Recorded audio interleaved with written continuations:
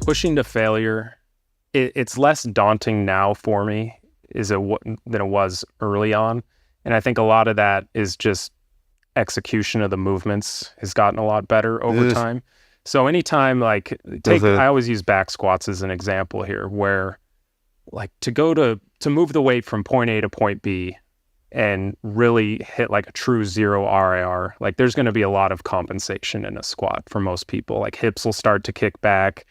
And when that occurs, like, got to ask yourself, okay, what is causing that to occur? And usually it's the target musculature. Say you're squatting for your quads primarily, like it's no longer able to meet the force demands.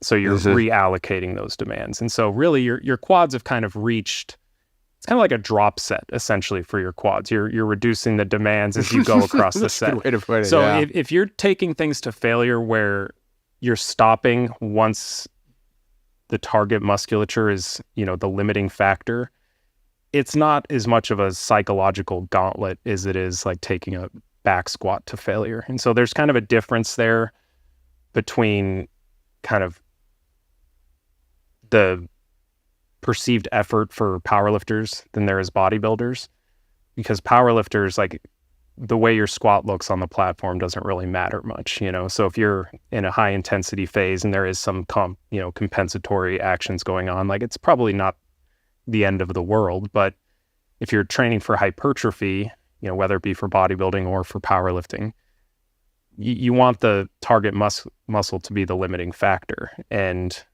that often occurs earlier in a set than I think most people realize, especially on compounds specifically. Well, and especially too on compounds where you can easily cheat and it make it feel like that I am got lots of reps in reserve when I don't, when I actually failed and I'm actually post failure now, So the example I make there is how many people do we see doing that good old fashioned hitch in the gym on their pull downs and on their rows? They start out strict, with the back rigid, and there's not a lot of movement there. And then before long, they're basically doing a clean. It's like a reverse clean, They're bringing the weight back with their lower back, and then they're jumping back into it, and they're like, I got 5 reps in reserve. And I'm like, you started doing that 5 reps ago. Yeah, exactly. Or like, I beat the logbook today. So that even... Exactly. Moving the needle. Yeah, perfect. Perfect. But that's a perfect example of a masking of RPE in a way. It's hard to grasp RPE when, like you said, Brian, when the movement is not real clean to begin with. And so sometimes stricter, I'm not in the camp of like, super, super, super strict reps, but at the same time, it sure is helpful when you're trying to define proximity to failure and you're trying to define RPE, If you are now leaning back on that curl, and doing a semi-clean, you failed long ago.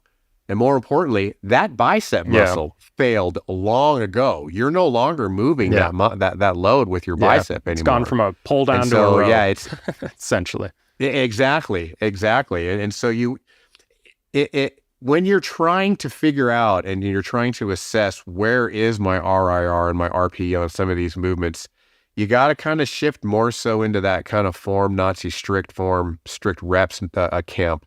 Because it's easier to get in touch with the muscle that you're trying to move the load with. And when that muscle is failing and you're now compensating, like you said, with the hips kicking back on the squat, and things like that. So yeah, I feel like, because I'm very much, long ago, I was very much in the camp of the more free reps, you know what I mean? And so that was kind of one of the reasons it was hard for me to grasp RIR. It's because, my heart and lungs haven't given out yet. Never mind the fact that I'm reverse cleaning this bar on my pull down. So it feels like I got tons of reps in reserve left, So, I think that's an important point, and that's kind of something I didn't even think about talking about. But when you mentioned the form, the movement, the way that you're moving the load, it is very important. And I think, when it comes to the whole purpose of auto-regulatory tools is managing stimulus and fatigue cost.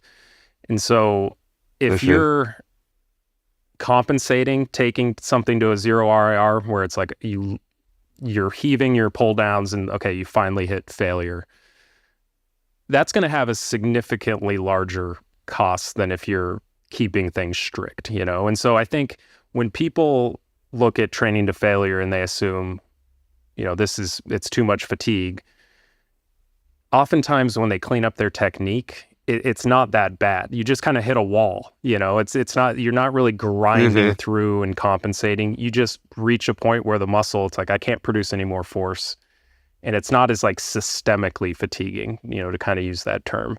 It's more, muscularly fatiguing. And I think that makes a big difference in how you frame the conversation when it comes to RPE and RIR. And then one thing you had mentioned earlier, Brad, about, you know, our bodies mostly just perceive the stress imposed on it. So you can still get a really good stimulus, you know, if you're using lighter loads. And I think that's definitely true. You know, by definition, it's a lower stimulus because, you know, it's less mechanical tension. But sometimes that's what you need in order to manage fatigue. Like if you try to dig through that, then you're just exacerbating the existing issue, you know? And I think that's where sometimes people need to, they need to understand that a step back is actually a step forward in the long run. And that's ultimately what RIR is trying to do, is keep you from bottlenecking due to fatigue within a training program.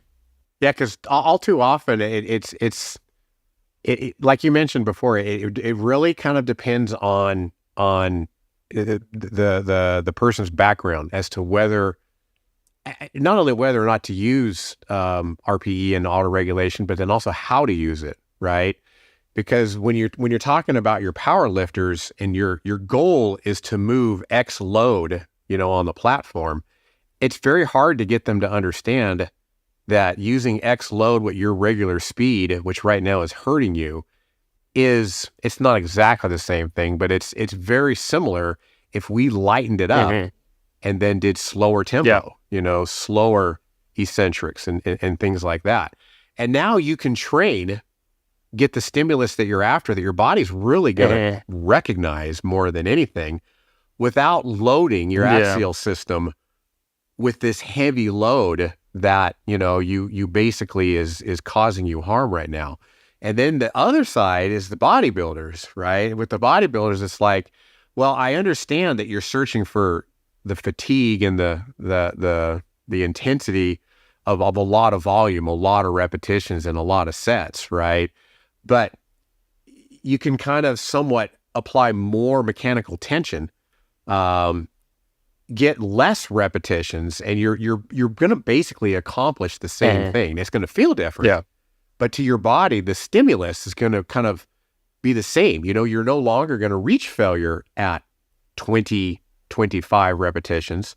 With the higher mechanical tension, you're going to get that same feeling, that same speed of the load, but now it's going to come at 12, you know, and 15 repetitions.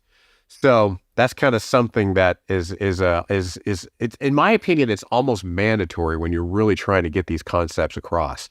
What is that person's background? And then to confuse the issue, you've got me, who is started out as a bodybuilder using kind of a power lifter-ish type program in max OT, you know, where it was low frequency, go to failure, low reps, you know, things like that. But I thought that was just kind of important, was that consider what your background is, and then kind of start taking in these concepts. Because ultimately what it's all about is just getting those muddy reps, getting that into that sweet spot, while managing your fatigue and keeping your performance up. Agreed. Let's talk a little bit. I mean, talk about the benefits of, you know, RIR and RPE. What do you think are some of the benefits of training to failure? Because I know for me, like my background, I started off training everything to failure pretty much. And I still enjoy doing that, but there's phases where it's like I'm just mentally not engaged enough to make that an effective way to go. So, so I kind of go back and forth just depending on the day. Some days I'm like, I would rather train a few reps shy of failure and just do an extra set, and so each set's not stressful, and then there's other days where I'm pressed for time and it's like, all right, let's get after it. Let's knock out 2 hard sets and move on to the next thing. So you don't have to fit into one camp or the other. I think that's another important point is like these should all be tools that we use. And one if you have the understanding of the principles. Exactly. Just like what you're talking about right now is understanding the principles. You can use the tool for the right. Yes, failure can be effective, but you don't need to do it all the time. If you're short on time, like, okay, let me get low volume, go high intensity. I'm getting a good, adequate stimulus there. I don't feel like pushing hard, or I have more time. I want to be in the gym 2 hours, and I want to watch NBA playoffs while I do it, because that's me lately. Maybe I'll do 4 or 5 sets here, but I'm going to train sub-maximally. Yep. And my muscle isn't going to fall off the next day because I didn't go to failure today. Doing enough volume in this session with enough stimulus to keep it around. So it's just as you and I definitely recommend exploring this stuff. If you've never trained to failure before, explore it. And maybe you do run a month of training where it's like most of your stuff is to failure with low volume. Like, give it a whirl, take data on it, use the logbook. See what you get. Now explore higher volumes with less intensity. See what you get. It's logbook it. And then you can kind of and you get more comfortable knowing yourself by doing that. Like, I'm actually seeing better progress doing this, or I'm doing better with this other thing. So that's how, I think all of us now, we're at a point now where we said we have no spreadsheet right now. None of us. We have no program written down on paper.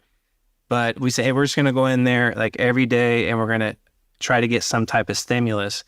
Based on how you're feeling and what your environment is in that day, I'm pretty confident all 3 of us can probably have a good workout. Oh, absolutely. Oh, yeah. With confidence. I not wonder and come out of it going, did I do enough? Did I do enough? Did I do enough? Yeah. And you got to kind of have an awareness of yourself too. And this is where I love to contrast myself and Jeff, because Jeff, he pushes close to failure, very poised. He doesn't make a peep. He barely grimaces, and when I'm he's really done, not training hard, Brad. According to some camps, I'm soft. I'm not going to failure because I'm not making shit faces and all that. So and that's it. That's why it's important that I bring this up, because I've been there with you, and I had one client said, I want to train just like Jeff. I want all my reps to be super slow, so I'm purposely slowing my reps down. I'm like, you don't understand. You haven't seen Jeff train. He is putting maximum effort into those repetitions, and especially those last ones. They're just going slow because the fatigue is mounted, and he's still putting maximum effort in there. And that's why I really appreciate Jeff, is because he can do that, and he's just like a duck on the water. Underneath the water, his feet are just going like crazy, but on the surface, he's just cool and poised. Well, then on the other side, there's me, and I'm dying, and there's snot coming out my nose, and I'm grunting and I'm spitting, I'm very expressive that way. And so because of that, I'm like you, Brian, I will kind of tend to say, you know what, either A, I'm going to leave some reps in reserve and just kind of get a couple more sets in here. But at the same time, I can't live like that. I kind of know that there's some milk to be kind of squeezed out of there if I kind of make myself get into that camp of those hard repetitions of the really hard, high effort repetitions. So there's a certain amount of awareness to know. And the other thing is, I'll cheat. And Jeff called me out of this one time. He was watching me do a set, and he's like, you look like you're trying to hurry up and get that done. Yeah. That's what it looks like when you train. I'm like, where are you going, man? Yes, I am. It hurts. Where are you going? You're trying to go somewhere faster than you probably should be. Where are you going? Yeah. I'm like, well, shit, yes, I'm trying to get it done. It hurts, And so I'm aware of that as I'm in a set, and I'm trying to, okay, Brad, stay calm. But that's just it. You got to learn how to, in the fire, because shit hurts, it burns. It's like, how do you react to that? Yeah, it's like you got to know if how you're you like, respond I don't as a like the way person. this feels. Exactly. I'm in a hurry to get it done. Then that's when you see people lose their form. It's breaking down. They're rushing. They're trying to jerk the weight up. You start, like Brian was talking about earlier with the squat. You start to compensate, right? Because that muscle you're trying to target can't do it anymore. Because one, you just lost your poise. So now it's all these other muscles are trying to move the weight. Yeah. You got to have that awareness of how are you as a person? Where do you fit? And that way you can start understanding these tools and using them to your benefit.